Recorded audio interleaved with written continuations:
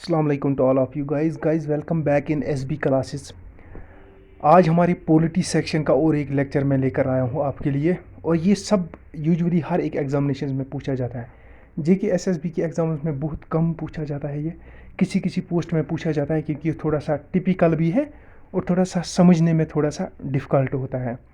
और दूसरी उसके अलावा यूपीएससी हो, आपका पब्लिक सर्विस कमीशन हो, आईएएस में डेफिनेटली ये टॉपिक आपका पूछा जाता है। तो जो आज का जो हमारा टॉपिक है वो है गवर्नेंस एंड इट्स एस्पेक्ट्स। यानी गवर्नेंस क्या है और इसके एस्पेक्ट्स क्या है, या आप बोलो एलिमेंट्स बोलो, या आप बोलो इसकी रिक्वायरमेंट्स क्या है, या बिल्डिंग ब्लॉक्स ऐसे बोल सकते हो आप। ठीक है जी। या कुछ ऐसी चीज़ें जिन पर डिपेंडेंट है हमारी गवर्नेंस। ठीक है जी। तो ये जो मैंने पूरी ये वाला पेज लाया है, इसमें जो लिखा है या आगे पीछे जो लिखा है, इसको मैंने समराइज़ और एक पेज में यहाँ पर किया है। ये आप देख रहे हो ना, ये इस पर मैंने पूरा का पूरा ये समराइज़ किया है। ये 2-4 पेज हैं, इसमें मैंने पूरा समराइज़ अच्छी तरह किया है, ईज़िली आपको एक्सप्लेन किया है। इससे ज़्यादा ईज़िली मेरे ख्याल से आपको कोई नहीं बना सकता इसके लिए इस टॉपिक को। ठीक है जी। तो आज का जो टॉपिक है वो हम शुरू करते हैं। ये हमारा टॉपिक जो आज का है वो गवर्नेंस है। गवर्नेंस अगर मैं आपको बताऊं, आपके दिमाग में आ गया होगा क्या हो गया। गवर्नमेंट क्या करती है, रूल करती है लोगों के ऊपर, या गवर्नमेंट जो चलाती है, गवर्नमेंट जो प्रोसेस अपनी करती है, उसको क्या बोलते हैं, गवर्नेंस बोलते हैं। चलो ठीक है, जिस हिसाब से आपको मतलब जहन में, आपके दिमाग में, माइंड में आ गया है, कोई बात नहीं, वो भी एग्जैक्टली ठीक ही है और ठीक ही होगा। ठीक है जी। लेकिन हमारे पास एक पर्टिकुलर चीज़, पर्टिकुलर डेफिनेशन जैसी चीज़ होनी चाहिए। ठीक है, मैं एक शॉर्ट डेफिनेशन लाया हूँ आपके लिए, ज़रा हम देख लेते हैं पढ़ के उसके। This can be defined as in short as the process of policy making and implementation of these policies. ठीक है जी। गवर्नमेंट कुछ पॉलिसीज़ बनाती है, क्या बनाती है, पॉलिसीज़, और उन पॉलिसीज़ को इम्प्लीमेंट करती है। इम्प्लीमेंट क्या होती है, यानी उनको प्रैक्टिकली प्रूव करके दे देती है। यानी गवर्नमेंट ने पॉलिसी बनाई, हमने एक कॉलेज बनाना है, तो उन्होंने यहाँ पर एक कॉलेज की बिल्डिंग बनाई। ये क्या हो गया, ये इम्प्लीमेंट हो गई। ये पॉलिसी थी बनाना और ये इम्प्लीमेंट हो गई। और ये किसने की, ये गवर्नमेंट ने सारी प्रोसेस की। क्या की, ये गवर्नमेंट ने की। और ये जो प्रोसेस है बनाने से लेकर सोचने से लेकर बनाने तक गवर्नमेंट की, उसको क्या बोलते हैं, इसको बोलते हैं हम गवर्नेंस। क्या बोलते हैं, गवर्नेंस। और ये गवर्नेंस कौन करती है, ये गवर्नमेंट करती है। अब हमारे पास और एक चीज़ दिमाग में आ जाती है, क्या गवर्नमेंट ही सिर्फ गवर्नेंस में रिस्पॉन्सिबल है, क्या गवर्नमेंट ही गवर्नमेंट ओनली ऐसी गवर्नमेंट ही एक ऐसी बॉडी है जो गवर्नेंस करती है। नहीं, ऐसा नहीं है। क्योंकि इस गवर्नेंस के मामले में हम सब इक्वली रिस्पॉन्सिबल है। जो जो लोग इसमें रोल प्ले करते हैं उनको प्लेयर्स हम बोलते हैं। क्या बोलते हैं, प्लेयर्स इन द गवर्नेंस। जैसे अगर आप फुटबॉल लेते हैं, फुटबॉल में कितने खिलाड़ी खेलते हैं मुझे उतना याद नहीं है, मैं क्रिकेट की बात बोलता हूँ। क्रिकेट जैसे खेलते हैं या कोई सा भी गेम प्लेयर्स खेलते हैं, वो किस लिए खेलते हैं, एवरी प्लेयर के अंदर एक स्पिरिट होता है, विन विन स्पिरिट होता है कि जनाब मेरी को टीम जीत जाए, मेरी टीम जीत जाए। ठीक है जी। इसी तरह हमारी गवर्नेंस में बहुत सारे प्लेयर्स होते हैं जो ये करते हैं, गवर्नेंस को क्या करते हैं, जीतने की तरफ ले जाते हैं, यानी उसको सक्सेसफुल, उसको एक बेहतरीन और एक गुड गवर्नेंस बनाने की तरफ लेके जाते हैं। ठीक है जी। और गुड गवर्नेंस अलग है और गवर्नेंस अलग है। ठीक है जी। अब मैं आपको और एक तरीके से ये समझाऊंगा। मान लो कि लोगों किसी जगह क्या क्या है, किसी जगह कोई पुल टूटा हुआ है और लोगों को कुछ प्रॉब्लम हो रही है ना, प्रॉब्लम हो रही है। क्या प्रॉब्लम हो रही है, उन्हें उस पुल को क्रॉस करना है, लेकिन उन्हें वही 1 किलोमीटर का सफ़र 15 किलोमीटर में करना पड़ता है। क्यों, घूम घूम के आना पड़ता है। अब ये लोग क्या करेंगे, इनको एक पुल चाहिए ना। अब ये लोग क्या करते हैं, ये लोग डेमोन्स्ट्रेशन करते हैं। मैं लिखूंगा protest and demonstration. Demonstration and protest करते हैं। क्या करते हैं, प्रोटेस्ट करते हैं। फिर के इनके पास आते हैं, कौन आती है, मीडिया आती है। क्या आती है, मीडिया आती है। अच्छा जी, इसके साथ इनके साथ मिलकर और लोग भी कुछ प्रोटेस्ट करते हैं, जैसे एनजीओज़ होते हैं। अच्छा जी, और कुछ सोशल वर्कर्स होते हैं, या सोशल एक्टिविस्ट्स होते हैं, या विलेज लेवल पर, डिस्ट्रिक्ट लेवल पर, तहसील लेवल पर, ब्लॉक लेवल पर कुछ कमेटियाँ बनाई गई होती है। वो भी आकर इन लोगों को सपोर्ट करती हैं। हाँ भाई, इनको सच में मुश्किल हो रही है और इनको एक पुल चाहिए। और यहाँ आया मीडिया, इसने इसको क्या किया, कवर किया। अब देखो यहाँ तक क्या क्या चीज़ हुई। एक, यहाँ लोगों को चाहिए कुछ, है ना, उनको पुल चाहिए और लोगों ने डिमॉन्स्ट्रेशन किया। ये लोग कौन है, ये तो सिटीज़न है कि नहीं। सिटीज़न है, इनके साथ और लोगों ने कुछ भी साथ दिया इनका, किन्होंने दिया? एनजीओ। या एनजीओ कभी कभी इनको पुल छोटा बनाकर भी दे देती है, या कुछ सोशल वर्कर्स, सोशल एक्टिविस्ट्स होते हैं, वो क्या करते हैं, वो भी इनकी हेल्प करते हैं, या बनाने में या बनवाने में हेल्प करते हैं। ठीक है जी। अब यहाँ मीडिया आया, इसने कवरेज की। ठीक है जी। और ये मीडिया, याद रखो आप, ये हम पहुँचे और यहाँ पर ये मीडिया ने किया, और मीडिया ने इसको गवर्नमेंट तक पहुँचा दिया। क्या पहुँचा दिया? गवर्नमेंट तक पहुँचा दिया। क्या पूछा गवर्नमेंट के पास कि जनाब फलानी जगह लोगों को एक ब्रिज चाहिए, उन्होंने प्रोटेस्ट किया, उनको बहुत ज़्यादा प्रॉब्लम हो रही है। ठीक है जी। यहाँ तक सबको क्लियर हो गया? बिल्कुल क्लियर हो गया। ठीक है जी।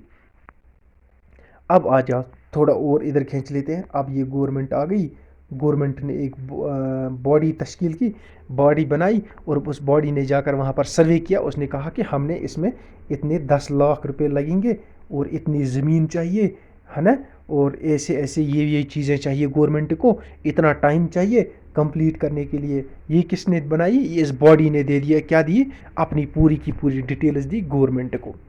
अब इस गवर्नमेंट ने कहा कि 10 लाख में बनेगा, चलो कोई बात नहीं। इसने टेंडर निकाला, और यहाँ पर एक प्राइवेट कंपनी आ गई, कंस्ट्रक्शन कंपनी। उसने कहा चलो भाई मैं बना कर दे देता हूँ। अब इसमें ये भी इंक्लूड हो गई, प्राइवेट कंपनी भी इंक्लूड हो गई, है ना, और गवर्नमेंट भी इंक्लूड हो गई। क्या हो गई? इंक्लूड हो गई। यहाँ गवर्नमेंट ने ये पॉलिसी बनाई। क्या बनाई? कि हमने पुल बनाना है, इसमें इतना इतना आएगा, पूरा का पूरा सोच लिया। पैसा कहाँ से आएगा, कितना लैंड आएगा, कहीं किसी की लैंड को हमें मुआवजा तो नहीं देना है, किसी को नुकसान तो नहीं हो रहा है, तो हम क्या करेंगे, उसको वो मुआवजा दे देंगे, उसको कंपनसेशन दे देगी गवर्नमेंट, है ना। हर एक एस्पेक्ट गवर्नमेंट ने देख लिया अपनी इस पॉलिसी में।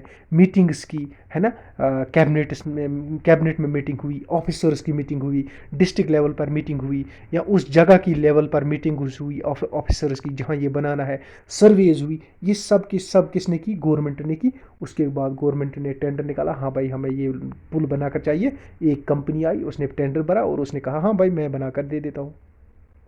ठीक है जी। आ जाओ और करीब खींच लेता हूँ इसको। अब ये प्राइवेट कंपनी है, इसने पुल बना दिया, कंस्ट्रक्ट किया इसने पुल। क्या किया? कंस्ट्रक्ट कर दिया इसने पुल। ठीक है जी। पुल बन गया। अब ये पुल गवर्नमेंट को इसने दे दिया, गवर्नमेंट ने लोगों को दे दिया। अब यहाँ पर समझने की बात क्या है? देखो, अब यहाँ पर समझने की बात है, ये जो गवर्नमेंट ने क्या की, पॉलिसी बनाई। क्या बनाई? गवर्नमेंट ने पॉलिसी बनाई। सारी पॉलिसियाँ, जिस पॉलिसी में उन्होंने सोचा कि पैसे कहाँ से आएंगे, कौन कहाँ से लोन लेंगे, कौन फाइनेंस करेगा, किसी डेवलपमेंट बैंक से फाइनेंस तो नहीं लेना पड़ेगा, एशियन डेवलपमेंट बैंक अगर ज़्यादा बड़ा पुल है या प्रोजेक्ट ज़्यादा बड़ा है, या किसी और बैंक से लोन, तो एशियन डेवलपमेंट बैंक से तो नहीं लेना पड़ेगा कुछ। ये सब की सब पॉलिसियाँ गवर्नमेंट ने बनाई। इसने मीटिंग्स की, ऑफिसर्स ने मीटिंग की, लोगों से वहाँ से आकर मिले, सर्वे हुए, ऑन द साइट सर्वेज हुई। उसके बाद गवर्नमेंट ने क्या किया, एक पॉलिसी बनाई कि ये ब्रिज बनाना है। उस ब्रिज में ये सारी की सारी पॉलिसियाँ आ गई, है ना। ये पॉलिसी गवर्नमेंट ने बनाई, और यहाँ पर ये इम्प्लीमेंट हुई। कैसे? ब्रिज बनाकर। ये लेकिन ये इम्प्लीमेंट करके किसने दी? ये एक प्राइवेट ऑर्गेनाइजेशन ने दी, एक प्राइवेट कंपनी ने दी। अब याद रखो, ये जो ये कर यहाँ से गवर्नमेंट की पॉलिसी से लेकर इसको इम्प्लीमेंट करने तक, यानी एक तो गवर्नमेंट ने पॉलिसी बनाई, और दूसरा इसको इम्प्लीमेंट किया, बनाया। इसको क्या बोलते हैं? इसको बोलते हैं गवर्नेंस। क्या बोलते हैं? गवर्नेंस। अब इस गवर्नेंस में एक चीज़ याद है, यह आ गई आपको शॉर्ट फॉर्म डेफिनेशन गवर्नेंस की, और एग्जैक्ट डेफिनेशन यहाँ पर याद रह गई होगी आपको। इसको गवर्नेंस बोलते हैं। अब यहाँ पर एक कंसेप्ट आ जाता है, क्या इस गवर्नेंस के लिए ओनली गवर्नमेंट रिस्पॉन्सिबल है? क्या इस गवर्नेंस को ओनली गवर्नमेंट ही करती है? यानी गवर्नेंस के लिए सिर्फ गवर्नमेंट ही रिस्पॉन्सिबल है? क्या सिर्फ गवर्नेंस गवर्नमेंट ही चलाती है ना? नहीं, ऐसा नहीं है। इसके लिए हर एक सेक्टर जो हमारा है वो रिस्पॉन्सिबल है, हर एक बंदा रिस्पॉन्सिबल है, उसने इसमें काम किया है, और इसलिए इसको क्या, उनको सबको क्या बोलते हैं? प्लेयर्स। अब इस प्लेयर्स में क्या आ गया? सबसे पहले लोग आए, सिटीजन्स आए, जिन्होंने डेमोन्स्ट्रेशन किया। ये देखो, सबसे पहले हमारे पास क्या है? मेन कौन थे? गवर्नमेंट था, प्राइवेट सेक्टर था जिसने बनाया, और ये सिविल सोसाइटी, इन्होंने सिटीजन्स का साथ दिया। ये सारी के सारी क्या है? प्लेयर्स। अब देखो कैसे हैं ये प्लेयर्स। सबसे बड़ा प्लेयर कौन है? गवर्नमेंट है कि नहीं? क्योंकि पॉलिसी यही बनाता है, और ये गवर्नमेंट पॉलिसी बनाता है। इम्प्लीमेंट किसने की इसकी? ये पॉलिसी ये गवर्नमेंट ने करवाई। लेकिन किसके थ्रू करवाई? एक private company, private organisation, private sector के ज़रिए हो गई। यानी private sector also plays a role in the governance. लेकिन साथ में ये याद रखो, ये जो हमारे पास ये जो ब्रिज बनाने का मामला था, ये गवर्नमेंट के पास किसने पहुंचाया? ये गवर्नमेंट के पास मीडिया ने पहुंचाया। इसका मतलब media is also playing a role in the governance, है कि नहीं? लेकिन मीडिया को कैसे पता चला? मीडिया को तब पता चला जब एनजीओ, सिविल सोसाइटीज़ और सिटीजन्स और वगैरह बाकी लोगों ने क्या किया, इन्होंने प्रोटेस्ट डेमोन्स्ट्रेशन की और वहाँ पर मीडिया आया और मीडिया ने उनको बताया आपको क्या चाहिए। उन्होंने कहा ब्रिज चाहिए। ब्रिज गवर्नमेंट के पास गया, गवर्नमेंट ने पॉलिसी बनाई, पॉलिसी बनाकर ब्रिज बनाया गया। बनाया किसने? प्राइवेट सेक्टर ने।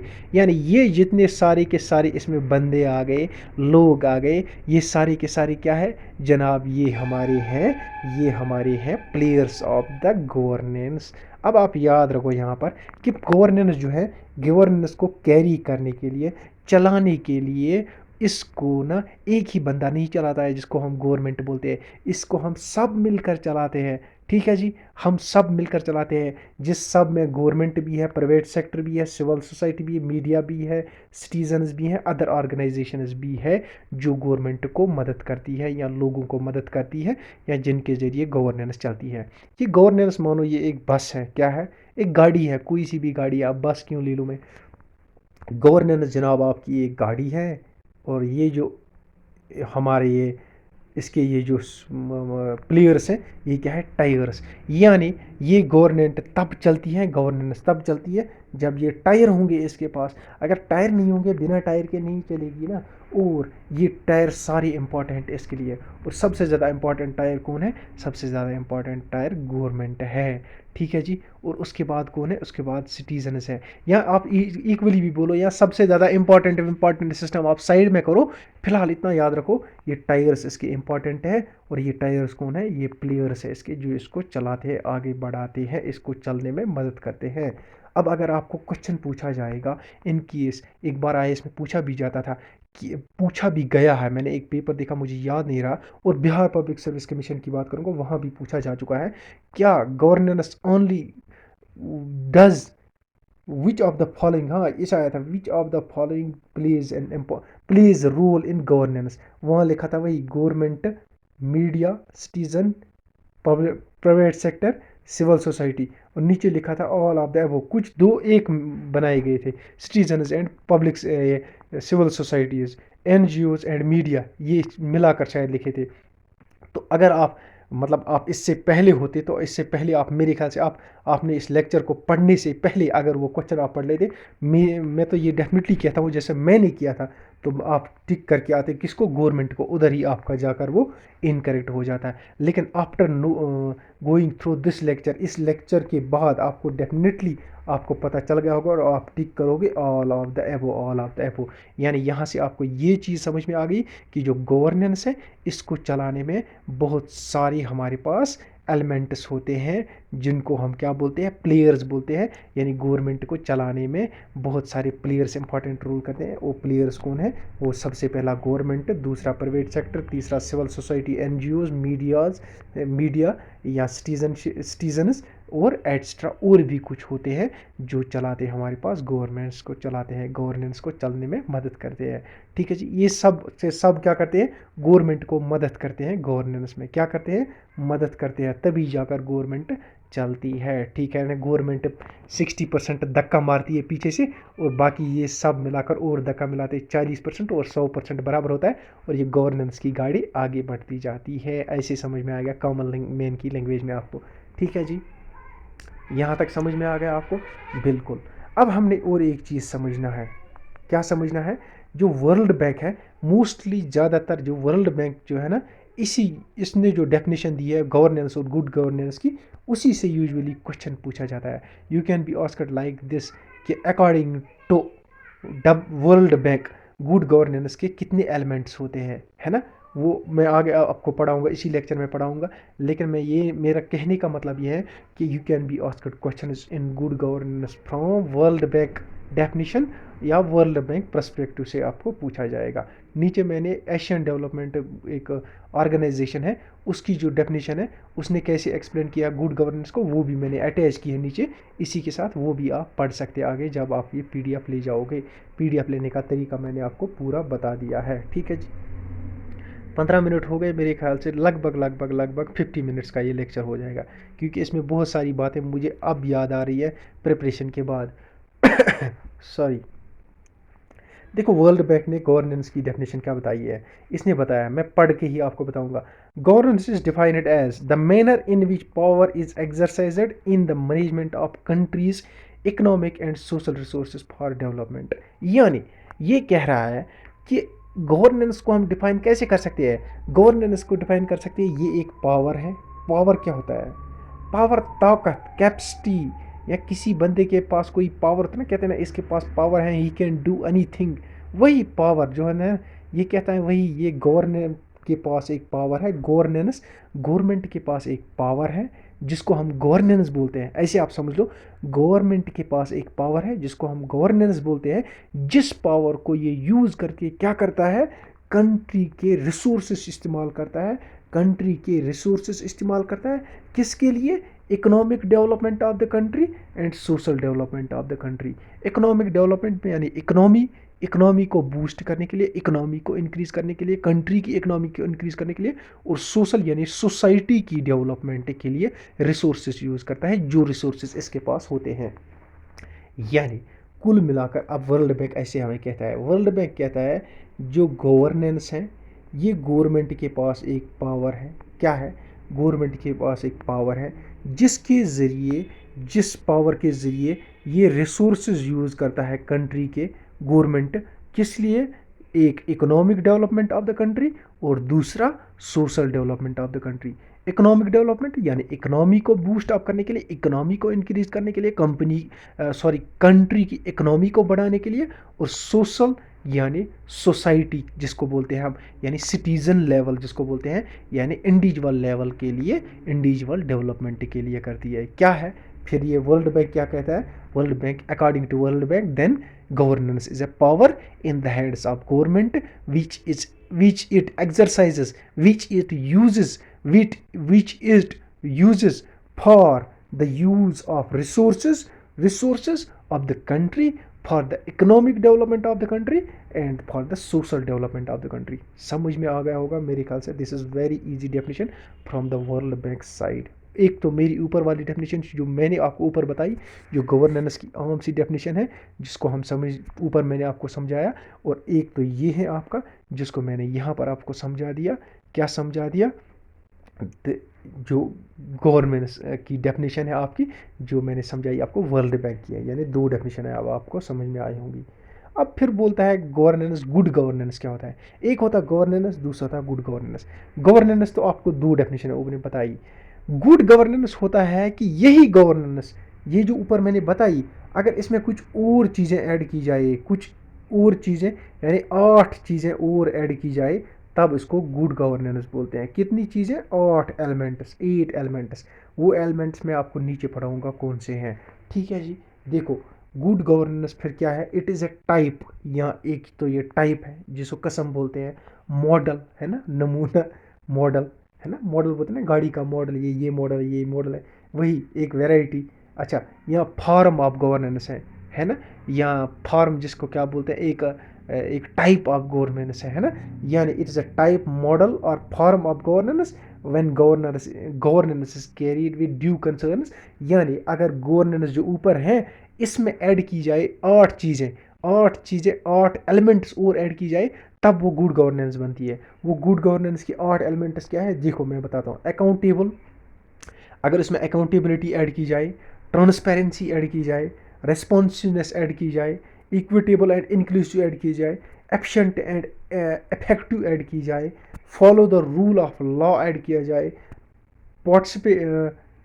पार्टिसिपेटरी ऐड की जाए, और कॉन्शियसनेस ऐड की जाए, ठीक है जी। अगर ये 8 चीज़ें गवर्नेंस में, ऊपर वाली गवर्नेंस में ऐड की जाए, तब ये क्या बनती है, इसको बोलते हैं हम गुड गवर्नेंस। यानी अगर इन ये 8 चीज़ें फिर हमारी किसी गवर्नेंस में एब्सेंट हैं, किसी गवर्नेंस में नहीं है, देन उसको हम गुड गवर्नेंस नहीं बोलेंगे। अगर ये 8 चीज़ें हमारी गवर्नेंस में हैं तो हमारी गवर्नेंस क्या है, वो एक गुड गवर्नेंस है। याद रखो, the governance which contains these all 8 elements is called good governance. The governance in which these all 8 elements are not present, we call that only governance. Only governance. अब तो हमें समझ में आ गया ओनली गवर्नेंस और गवर्नेंस में क्या difference है। ओनली गवर्नेंस में होता है गवर्नेंस की डेफिनेशन, गुड गवर्नेंस है जब ये 8 चीज़ें गवर्नेंस में ऐड की जाए, then it is called good governance. समझ में आ गया। अब एक छोटी सी आपको यहाँ पर नोट मैंने लिखा है, ये गुड गवर्नेंस आइडियल कंसेप्ट है। आइडियल कंसेप्ट क्या होता है, यानी it is not possible anywhere in the world. अब तक प्रैक्टिकली गुड गवर्नेंस किसी भी दुनिया की कंट्री में पॉसिबल नहीं हो पाया है। इंडिया में तो है ही नहीं, किसी एशियन कंट्री में है ही नहीं। आप यूएसए ले लो, इतना डेवलप्ड कंट्री, या कोई और डेवलप्ड कंट्रीज़, अरब कंट्रीज़, लेकिन गुड गवर्नेंस वहाँ भी नहीं है। कोई ना कोई चीज़ की कमी है। गुड गवर्नेंस के लिए ये सारी चीज़ें जब रिक्वायरमेंट है ना, कोई ना कोई चीज़ इनमें से मिसिंग है, या कोई ना कोई चीज़, अगर ये ट्रांसपेरेंसी है लेकिन उतनी नहीं है, या अगर अकाउंटेबिलिटी है लेकिन पूरी अकाउंटेबिलिटी नहीं है, अच्छा जी रेस्पॉन्सिव है तो पूरी रेस्पॉन्सिव नहीं है, यानी किसी न किसी चीज़ की कमी इनमें से है पूरी दुनिया में। इसीलिए गुड गवर्नेंस को क्या बोलते हैं, ये एक आइडियल कंसेप्ट है, ये पॉसिबल नहीं है। अब तक गुड गवर्नेंस दुनिया के किसी कंट्री में पॉसिबल नहीं हुई है, न बन पाई है, न हो पाई है। ठीक है जी, यहाँ तक समझ में आ गया। यानी गुड गवर्नेंस इज़ ओनली किताबों में लिखा जाता है, लेक्चर्स में पढ़ाया जाता है, जैसे मैंने आपको पढ़ाया सॉरी, लेकिन ये गुड गवर्नेंस अब तक कहीं पर इम्प्लीमेंट नहीं हो पाई है। गुड गवर्नेंस अब तक दुनिया में कहीं नहीं हो पाई है। इसलिए इसको क्या बोलते हैं, ये एक आइडियल कंसेप्ट है। ये सिर्फ किताबों में, बुक्स में, लेक्चर्स में हमको बताई जाती है, वर्ल्ड बैंक ने भी बताया है, लेकिन अब तक कहीं ये पॉसिबल नहीं हो पाया है। इसको क्या बोलते हैं हम, इसको बोलते हैं हम आइडियल कंसेप्ट गुड गवर्नेंस। ठीक है जी, गुड गवर्नेंस आइडियल कंसेप्ट है, और गुड गवर्नेंस हो सकता है आने वाले ज़माने में कहीं पॉसिबल हो, इतनी सारी चीज़ें पॉसिबल हो, लेकिन हम उम्मीद करेंगे, है कि नहीं, उम्मीद पर दुनिया चलती है, दुनिया कायम है। ठीक है जी, लेकिन अब तक पास्ट में पॉसिबल नहीं हो पाई है, किसी कंट्री में गुड गवर्नेंस पॉसिबल नहीं हो पाई है। ठीक है जी, अब हम इन चीज़ों को ना एक एक करके पढ़ते हैं। 8 एलिमेंट्स ऑफ गुड गवर्नेंस क्या है, 8 एलिमेंट्स ऑफ गुड गवर्नेंस, ये देखो 8 elements of good governance by World Bank. एक एक करके पढ़ते हैं इनको। अब मैंने रेंडमली उठाया है, पहले ये, फिर ये, फिर ये, फिर ये, कोई मतलब नहीं है। 8 है ना, हमने 8 के 8 को पढ़ने हैं। जो आप शुरू करो, जहाँ से शुरू करो, जहाँ से ख़त्म करो, डजेंट मैटर। सबसे पहले होता है पार्टिसिपेशन। क्या है गुड गवर्नेंस में सबसे ज़्यादा ज़रूरी क्या है, पार्टिसिपेशन। और हमने नीचे मैंने हाउ लिखा है ना कैपिटल में, हाउ मीन्स हम पार्टिसिपेट कैसे करवा सकते हैं लोगों को गुड गवर्नेंस में। ठीक है जी, ये चीज़ें हाउ हर जगह मैंने लिखा है 8 में। ठीक है जी, पार्टिसिपेट मीन्स लोग डायरेक्टली या इनडायरेक्टली पार्टिसिपेट करनी चाहिए गवर्नेंस में। किस में, गवर्नेंस में, तब क्या होगी, वो गुड गवर्नेंस है। यानी ये गुड गवर्नेंस की एक रिक्वायरमेंट है, क्या है, पार्टिसिपेशन। लोगों की पार्टिसिपेशन होनी चाहिए किस में, गवर्नेंस में। अब लोग कैसे पार्टिसिपेट कर सकते हैं, इसके हमारे पास 2-3 तरीके हैं। कैसे हैं, 2-3 तरीके। देखो, या तो लोग इनडायरेक्टली या डायरेक्टली पार्टिसिपेट कर सकते हैं। डायरेक्टली और इनडायरेक्टली कैसे पार्टिसिपेट कर सकते हैं, देखो हाउ लिखा है ना मैंने, इलेक्शंस के जरिए लोग पार्टिसिपेट कर सकते हैं। ऐसा नहीं है कि कहीं पर वो ब्रिज बनाना है तो लोगों को कहेंगे वोट डालो, कितने लोग कहते हैं कि बनना चाहिए, कितने नहीं बनना चाहिए, नहीं, ये वो इलेक्शन नहीं है। इट्स नॉट पॉसिबल, ऐसा नहीं होता है डेमोक्रेसी में।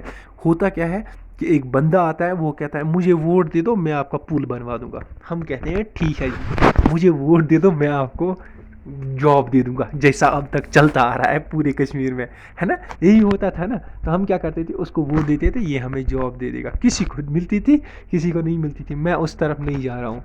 लेकिन हम क्या करते थे, ये इलेक्शन के ज़रिए अपने बंदे को हमने रिप्रेजेंट किया, उसको हमने वोट डाल के कामयाब किया, और डायरेक्टली उसको जो हमने चूज़ किया इलेक्शन के ज़रिए वोट डाल के कि आप जाओ, आप हमारा काम करवा सकते हो, ब्रिज बनवा सकते हो, स्कूल बना सकते हो, वाटर, इलेक्ट्रिसिटी, रोड्स, जितनी भी हमारी प्रॉब्लम्स हैं आप सॉल्व कर सकते हो, क्योंकि हमें उस पर ट्रस्ट है। हमने उसको डायरेक्टली इलेक्ट किया और वो इनडायरेक्टली जाकर हमारी बिहाफ पर गवर्नमेंट को क्या करता है, हमारी प्रॉब्लम्स बताता है और उसके बाद हमारी प्रॉब्लम सॉल्व होती है। ठीक है जी, यहाँ तक समझ में आ गया। यानी पार्टिसिपेशन इलेक्शन के जरिए, ये भी एक गवर्नेंस में हम पार्टिसिपेट कर रहे हैं, हम गवर्नमेंट बना रहे हैं, हम गवर्नमेंट बनाते हैं हम ही है ना, लोग ही तो इलेक्ट करते हैं उनको, है कि नहीं, कैसे वोट डालकर। अब ये भी तो पार्ट ऑफ गवर्नेंस है। ठीक है जी, उसके बाद हमारे पास दूसरी चीज़ें भी है, जैसे हमारे पास ऐप्स है MyGovernment.in, MyGov.in। इसमें हम गवर्नमेंट को फीडबैक दे सकते हैं, डायरेक्ट फीडबैक दे सकते हैं, हमें ये चाहिए, ये चीज़ हमें पसंद नहीं है, यहाँ चोरी हो रही है, यहाँ पर काम नहीं हो रहा है, यहाँ पर क्वालिटी ऑफ मटेरियल मतलब ख़राब इस्तेमाल किया जा रहा है। ये डायरेक्टली हम फीडबैक दे सकते हैं डिफरेंट एप्लीकेशन के ज़रिए गवर्नमेंट्स को, ताकि वो आकर स्ट्रॉन्ग एक्शन ले against that person, that organisation, that private sector, any of the organisation that is violating the rules of governance. ठीक है जी, समझ में आ गया। या गवर्नमेंट हम लोग क्या कर सकते हैं, प्रोटेस्ट एंड डेमोन्स्ट्रेशन कर सकते हैं। जैसा कि लेक्चर के बिगिनिंग मैं आपको बताया था, हम प्रोटेस्ट करेंगे, फिर मीडिया आएगा, फिर मीडिया लोगों की बात सुनेगा, फिर मीडिया के ज़रिए लोगों की बात कहाँ पहुँचेगी, गवर्नमेंट के पास, गवर्नमेंट प्लान बनाएगा, प्लान बनाने के बाद उसे इम्प्लीमेंट करेगा, उसके साथ ही हमारी प्रॉब्लमें हल होंगी। यही मैंने आपको स्टार्ट में बोला था। यानी प्रोटेस्ट एंड डेमोन्स्ट्रेशंस के ज़रिए भी हम अपनी बात के ज़रिए लोगों की बात कहाँ पहुँचा सकते हैं, हम पहुँचा सकते हैं गवर्नमेंट तक। तो इसके ज़रिए भी लोग, सिटीजन्स पार्टिसिपेट करते हैं इन द गवर्नेंस। या कंसल्टेशन ऑन बिल्स, या जो हमारे पास बिल्स में होती हैं, बिल्स पास की जाती हैं हमारे कहाँ, आपके पार्लियामेंट में, स्टेट असम्बलीज़ में, उन पर कंसल्टेशन चाहिए होती है, हर एक MLA की, हर एक मेंबर की होती है ना। तो उसके ज़रिए भी क्या होता है, हमारे पास लोगों के व्यूज़ आ जाते हैं। ठीक है जी, दूसरा आ जाओ, कंसिस्टेंस ओरिएंटेड। कंसिस्टेंस ओरिएंटेड क्या है, कंसिस्टेंस ओरिएंटेड ये क्या है, इसमें हम देख लेते हैं जो व्यूज़ है, हर एक सेक्शन, हर एक कम्युनिटी के व्यूज़ हमने देखना है। ठीक है जी, देखो लिखा क्या मैंने है, views of all sections of people should be taken in establishing A position.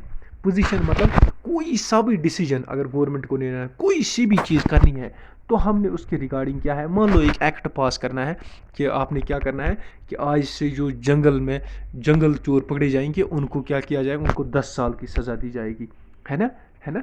उससे क्या होगा, चलो छोड़ो ये एग्जांपल छोड़ो, यहाँ कोई और लॉ बनाने जा रही है गवर्नमेंट, कोई भी लॉ बनाने जा रही है, इसके जरिए ये एग्जांपल दूसरे में मैं बताऊंगा, यहाँ पर नहीं बताऊंगा। यहाँ क्या करेगी गवर्नमेंट, क्या करेगी, इसको, उस लॉ को बनाने से पहले हर एक जो हमारे पास जो सेक्शन है कम्युनिटी का, उसकी तरफ देखना चाहिए, है ना। अब गवर्नमेंट कहेगी आज से बिजली फीस हर एक घर को 1000 रुपये मंथली देना पड़ेगा, 3-3 हज़ार देना पड़ेगा। लेकिन ये कैसी बात हुई, ये तो एक अच्छी बात नहीं है ना, ये गवर्नेंस के लिए अच्छी बात नहीं है। तो उसके लिए गवर्नमेंट को पहले ये भी सोचना है कि एक पहाड़ में बंदा रहता है बेचारे, उसकी आमदनी है ही नहीं 2-3 हज़ार महीने की, एक सिटी में रह रहा है उसकी आमदनी अच्छी है, और गांव में रह रहा है उसकी आमदनी अच्छी है, कैसी है ना। यानी हर एक जो बंदा है उसके व्यूज़ हमने देखने हैं, उसके व्यूज़ हमने देखने हैं कि हाँ क्या ये पॉसिबल है हम जो करने जा रहे हैं।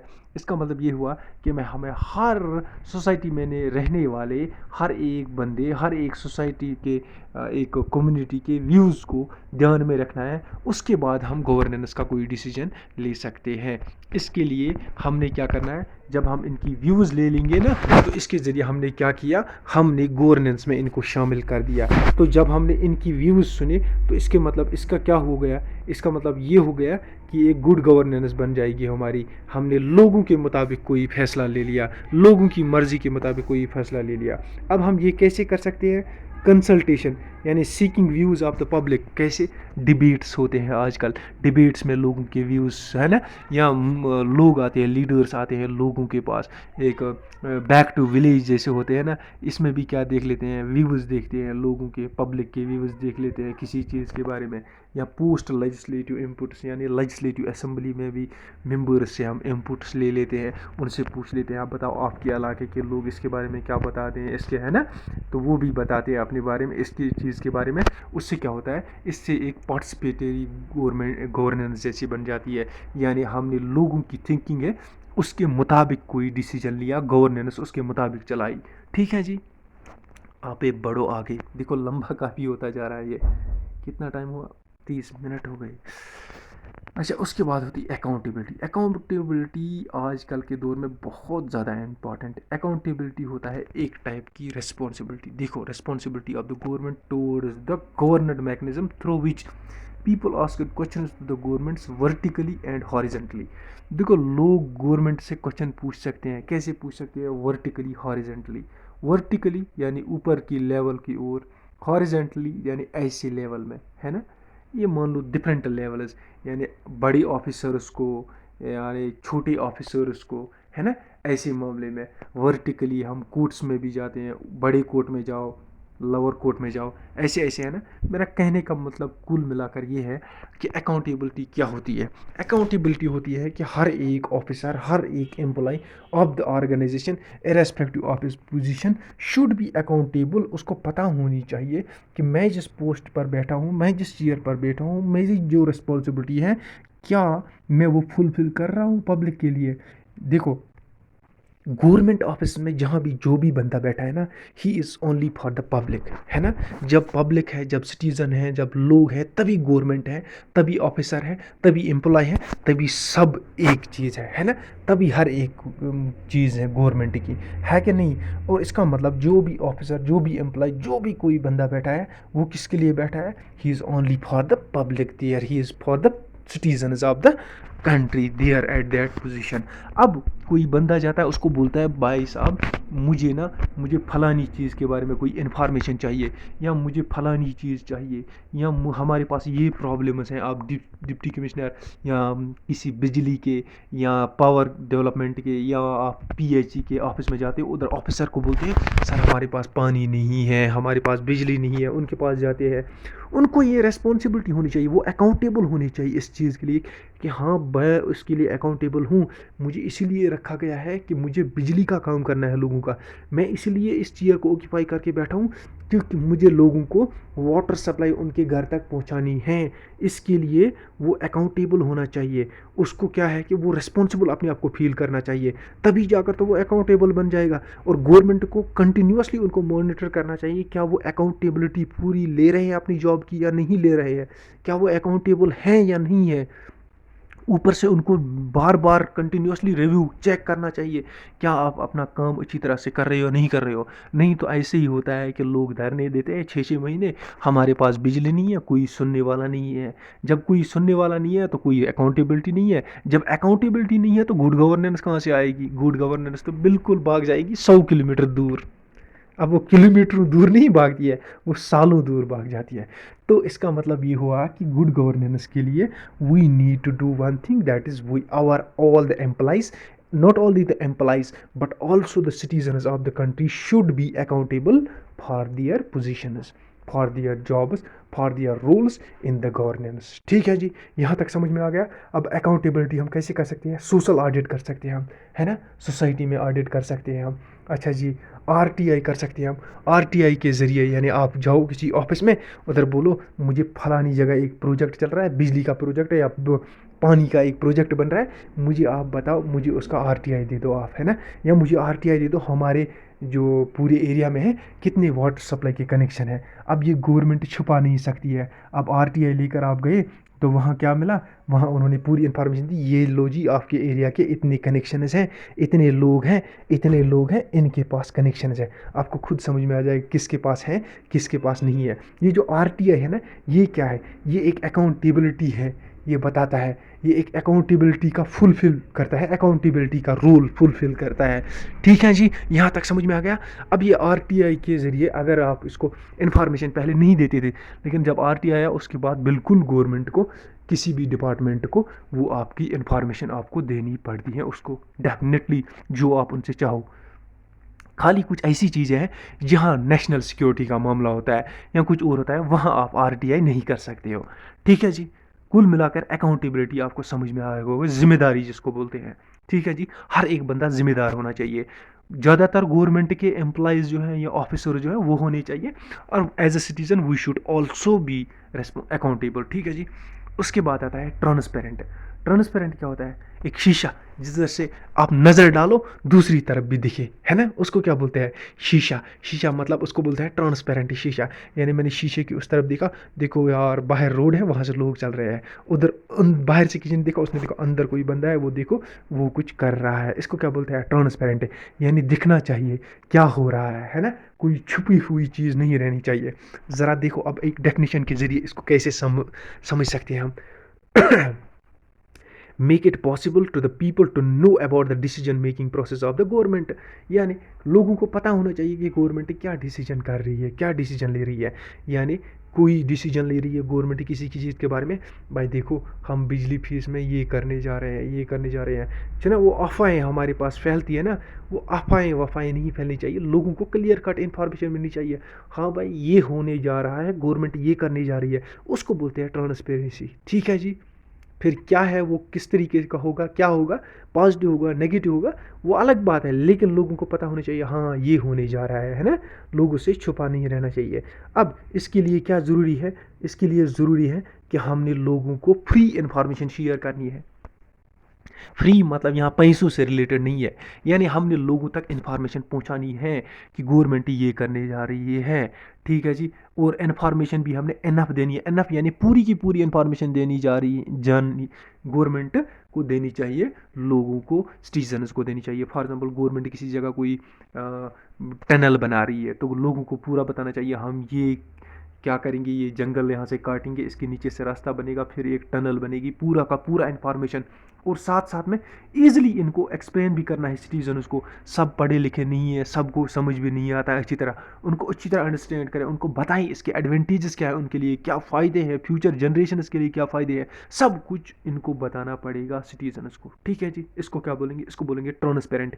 यानी गवर्नमेंट ने कुछ लोगों से छुपाया नहीं, एक बात सब चीज़ें गवर्नमेंट ने लोगों तक बताई। ये भी क्या है, जिस गवर्नमेंट में ये होंगी वो है गुड गवर्नेंस वाली गवर्नमेंट। ठीक है जी। अब ये सारी एक साथ होनी चाहिए 8 के 8, अगर कोई मिसिंग है तब भी उसको गवर्नेंस नहीं बोलेंगे, गुड गवर्नेंस नहीं बोलेंगे। अच्छा जी।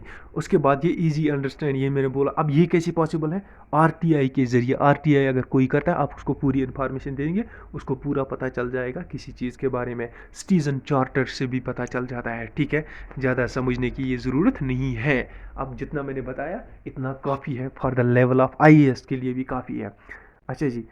फिर आता है हमारे पास पांचवा पॉइंट, रेस्पॉन्सिव। रेस्पॉन्सिव भी होता है किसी चीज़ के रिस्पॉन्स देना। मैं आपको बोलूँ भाई साहब, मैं बैंक पर जा रहा हूँ, अब मैं उसके बोल रहा हूँ मुझे पैसे निकालने हैं, मुझे बताओ मुझे क्या करना है, या मुझे लोन लेना है, मुझे क्या करना है। मैं वहाँ चेयर पर बैठा हूँ, वो मुझे देख रहा है, न बता रहा है न कुछ और, कभी इधर बोल रहा है, कभी ये बोल रहा है, कभी ये, और मेरी तरफ कोई ध्यान नहीं दे रहा है, और मुझे कोई रेस्पॉन्स नहीं दे रहा है। अब उसको क्या बोलेंगे, उसको बोलेंगे इररेस्पॉन्सिबल पर्सन। रेस्पॉन्सिबल ये हुआ, मैं वहाँ गया, वो मुझे पूछना चाहिए हाँ भाई क्यों, क्या, मैंने बताया लोन चाहिए, उसने मुझे बता दिया, 1 घंटे तक लेक्चर दे दिया, आप ये करो ये करो ये करो ये करो, उसने मुझे पूरी डिटेल बताई। अब जब उसने मुझे पूरी डिटेल बताई, मुझे सब कुछ समझ में आ गया, मैं सेटिस्फाइड हो गया। इसको मैं क्या बोलूँगा, इसको मैं बोलूँगा रेस्पॉन्सिव। क्या बोलूँगा, रेस्पॉन्सिव। इसी तरह गवर्नमेंट का हर एक एम्प्लॉय रेस्पॉन्सिव होना चाहिए, है ना, यानी लोग यहाँ से जाएंगे वो उसको रेस्पॉन्स देना चाहिए। ऐसा नहीं ऑफिस में जाओ आप और आप बैठे हो और वो वहाँ अपना काम कर रहे हैं, गप लगा रहे हैं, आपकी तरफ कोई ध्यान ही नहीं दे रहा है। होता है ना यूजुअली, पहले पहले, अब होता है, होता था ये, लेकिन अब बहुत कम हो गया है ये, है ना। लेकिन उसको क्या बोलेंगे, इसको बोलेंगे इररेस्पॉन्सिबल गवर्नमेंट, इररेस्पॉन्सिबल गवर्नेंस, और उसको गुड गवर्नेंस भी नहीं बोलेंगे। इवन गुड गवर्नेंस छोड़ो, उसको गवर्नेंस भी अच्छी तरह नहीं बोलेंगे, है ना, उसको गवर्नेंस भी बोलेंगे, उसको नेगेटिव गवर्नेंस ही बोलेंगे एक तरीके से, है कि नहीं। गुड गवर्नेंस में ये होना चाहिए कि हर एक एम्प्लॉय रेस्पॉन्सिव होना चाहिए। और इसके अलावा ये भी है कि ये सारी चीज़ें हमारी सिटीजन्स पर भी इम्प्लीमेंट हो जाती है ना। सिटीजन शुड ऑल्सो भी रेस्पॉन्सिव, अकाउंटेबल हर एक चीज़ के लिए। आपने पैसा लिया है, आपने जिस काम के लिए लिया, आपने क्या वो पूरा किया या नहीं किया, है ना, वो भी तो होना चाहिए। अब रेस्पॉन्सिव हमारे कैसे बन सकते हैं, रेस्पॉन्सिव के लिए क्या ज़रूरी है, एक तो रेस्पॉन्स एडिकेट होना चाहिए। एडिकेट यानी जितना इस बंदे को रेस्पॉन्स चाहिए उतना इसको मिलना चाहिए। किसको, सिटीज़न को। किसके ज़रिए, गवर्नमेंट के ज़रिए। Response should be citizen friendly, और ये होना चाहिए सिटीज़न फ्रेंडली। सिटीज़न फ्रेंडली आपको समझ में आ गया है कि नहीं। और तीसरी बात है, ये कैसे पॉसिबल है? ये पॉसिबल है right to services act. Right to services act आपको खुद समझ में आ गया होगा। अगर आप पढ़ना भी चाहो वो आप अलग पढ़ सकते हो, लेकिन आप इतना याद रखो, इसकी एग्जांपल खाली ये है, राइट टू सर्विसेज एक्ट के जरिए पॉसिबल क्या है? रेस्पॉन्सिवनेस या response of the government employees. अब आ जाओ, हमारे पास छठा आता है equitable and inclusive. Equitable and inclusive, equitable यानी बराबर, इंक्लूसिव यानी शामिल, बराबर शामिल करना, बराबर शामिल करना। उर्दू वर्ड में बोल रहा हूँ, यानी सब लोगों को बराबर शामिल करना। अब देखो मैंने क्या बताया, no citizen should be excluded, यानी किसी सिटीजन को हम बाहर नहीं रख सकते हैं किसी चीज़, किसी डिसीजन के मामले में। फॉर एग्जांपल, अब आज गवर्नमेंट कहेगी कि हम क्या करेंगे, हम कोई ख़ास मतलब एक लॉ बनाने जा रहे हैं। क्या है? एक लॉ बनाने जा रहे हैं। अब इस लॉ के बारे में गवर्नमेंट को ये पहले सोचना चाहिए कि हमारी सोसाइटी के जितने भी लोग हैं वो इसके लिए रेडी होने चाहिए, वो सब इसको एक्सेप्ट करनी चाहिए। वो सब इसको कैसे एक्सेप्ट करेंगे? जब हम इन सब को शामिल करेंगे, और शामिल करने के लिए और एक चीज़ भी होनी चाहिए, है ना। अगर गवर्नमेंट कोई ग्रोथ का मामला लेकर जा रही है, कोई डेवलपमेंट करने जा रही है, लेकिन उसको इक्वली हर एक एरिया को डेवलप करना है, ठीक है जी।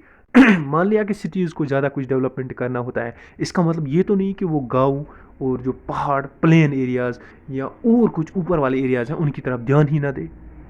वो क्या हो गया फिर? वो इक्विटेबल एंड इंक्लूसिव तो नहीं हुआ ना। जब नहीं हुआ तो गुड गवर्नेंस कहाँ से हुई? है कि नहीं? इसका मतलब गवर्नेंस को हर एक एरिया को, हर एक सोसाइटी के सिटीज़न को या हर एक सोसाइटी के जितने भी हमारे तबके हैं, जितने एरियाज़ हैं, उनको उनकी ग्रोथ डेवलपमेंट के लिए क्या करना चाहिए? एक रोल प्ले करना चाहिए, इंपॉर्टेंट रोल प्ले करना चाहिए, और उनकी डेवलपमेंट करनी चाहिए। चाहे मान लो कि सिटीज़ में ज़्यादा डेवलपमेंट की ज़रूरत है, लेकिन इसका मतलब ये तो नहीं कि आप फार फ्लंग एरियाज़ को भूल ही जाओ। नहीं, आपको वहाँ भी डेवलपमेंट करनी है, आपको सिटीज़ में भी डेवलपमेंट करनी है। अच्छा, आपको किसी वीकर सेक्शन के बंदे को ना ऐसे नहीं छोड़ना है, वीकर सेक्शन को ऐसे नहीं छोड़ना है।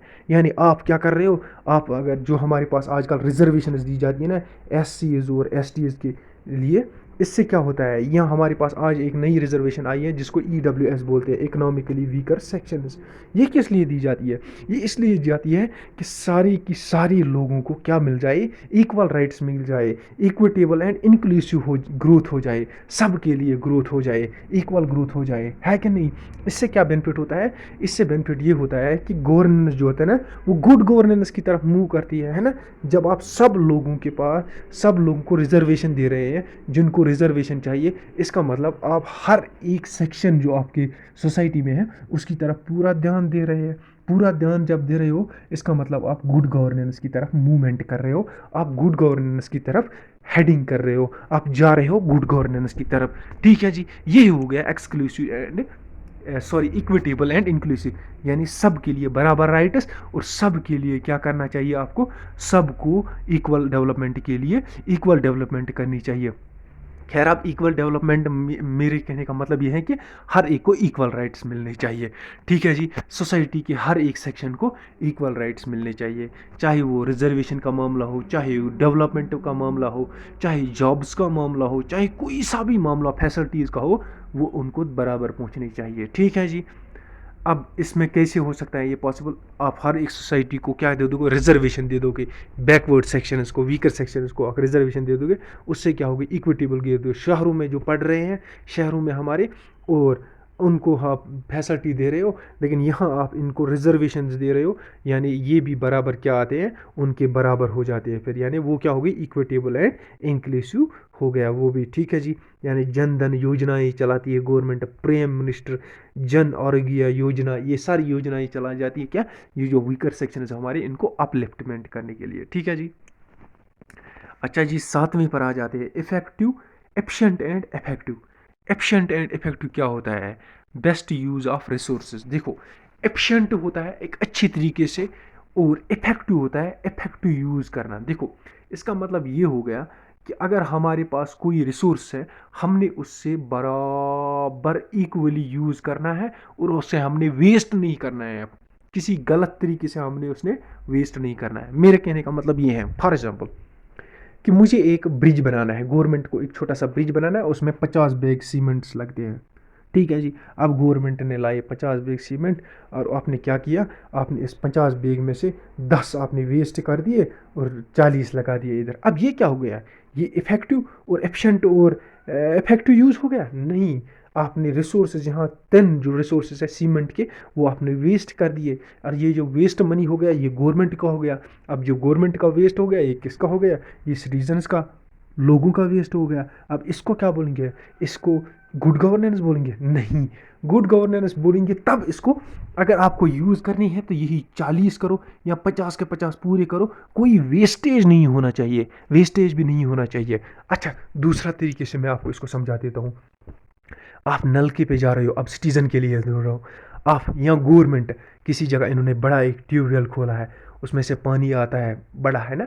अब क्या कर रहे हैं, वो पानी जब लोगों ने लेना ख़त्म कर दिया ना, उसके बाद भी ये पानी बह रहा है, चल रहा है, चल रहा है, वेस्ट हो रहा है। चाहे आपके घर में है या कोई पब्लिक पॉइंट है बाहर, है ना, पानी वेस्ट होते जा रहा है। ये क्या हो गया, ये यार रिसोर्सेज हमारे वेस्ट हो गए ना।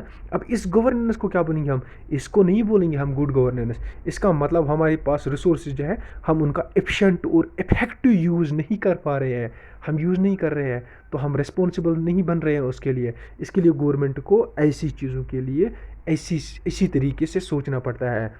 आपने पूरा पानी लेने का काम ख़त्म, तो इस बिल्कुल ये नल का, ये ट्यूबवेल, ये जो भी है ये बंद होना चाहिए। आप ये पानी यहाँ पर वेस्ट नहीं होना चाहिए, क्योंकि ये पानी वेस्ट हो गया, ये हमारा एक रिसोर्स वेस्ट हो गया। यानी हमारा एफिशिएंसी, जो एफिशिएंट रिसोर्स, इसको हम नहीं बोलेंगे, फिर हम एफिशिएंट और इफेक्टिव हमारी क्या है, गवर्नेंस है, गवर्नेंस है। ठीक है जी। फिर ये गुड गवर्नेंस क्या हो गया, गुड गवर्नेंस यहीं पर ख़त्म हो जाती है। ठीक है जी। तो ये भी हमारे पास होना चाहिए, यानी सस्टेनेबल यूज़ ऑफ रिसोर्सेज किसको हम बोलेंगे हम, यानी हमें रिसोर्सेज यूज़ करने हैं, हमने फ्यूचर जनरेशंस के लिए भी उनको बचाना है। अगर आपके सिलेबस में सस्टेनेबल डेवलपमेंट गोल्स है तो मुझे बताओ, मैं आपको वो भी पढ़ाऊँगा, बिल्कुल अच्छा सा एक टॉपिक है वो। ठीक है जी। सस्टेनेबल यूज़ ऑफ रिसोर्सेज क्या हो गया कि हम रिसोर्सेज को उतना ही यूज़ करेंगे जितना हमें चाहिए, आने वाली जनरेशंस के लिए भी हमने बचाने हैं। ऐसा नहीं है कि हम फॉरेस्ट जाकर आज ही सारे काट दें तो आने वाली जनरेशन कहेगी भाई ये क्या है, यहाँ तो कुछ है ही नहीं है, उन्होंने हमारे लिए क्या रखा है, उन्होंने सब कुछ खाया है। लेकिन हमने ये करना है, अगर हम एक पेड़ आज काट रहे हैं, ट्री काट रहे हैं, तो हमने उधर 5 लगानी है, 10 लगानी है, ताकि आने वाली जनरेशन्स के लिए भी कुछ बचे, है ना। उसको बोलते हैं सस्टेनेबल डेवलपमेंट गोल्स, जो हमारे पास है 17 मेरे ख्याल से। अब हम ये कैसे कर सकते हैं, efficient and effective use, evolution of schemes ला सकते हैं हम, है ना। स्कीम्स के ज़रिए लोगों को दे दे, फैसिलिटीज़ दे दे, है ना। अच्छा जी। Zero base budgeting, zero base budgeting ये एक बजट जो होता है ना वो डिफरेंट टाइप्स का होता है। एक ये होता है ज़ीरो बेस बजटिंग, यानी पुराना सब भूल जाओ, नया ज़ीरो से शुरू करो, नया बजट। प्रमोट मेरिट, मेरिट को हमने प्रमोट करना है, इससे क्या होगा, एफिशिएंट और इफेक्टिवनेस आ जाएगी हमारे पास। यानी जिस बंदे को, जो बंदा क्वालिफाई करता है ना एग्ज़ाम, उसको आगे प्रमोट करो, जो नहीं करता उसको क्या कर सकती है गवर्नमेंट, कुछ नहीं कर सकती। जब मेरिट प्रमोट हो गया ना, इसका मतलब इफेक्टिवनेस आ गई हमारे गवर्नेंस में, यानी हम गुड गवर्नेंस की तरफ बढ़ रहे हैं। ठीक है जी।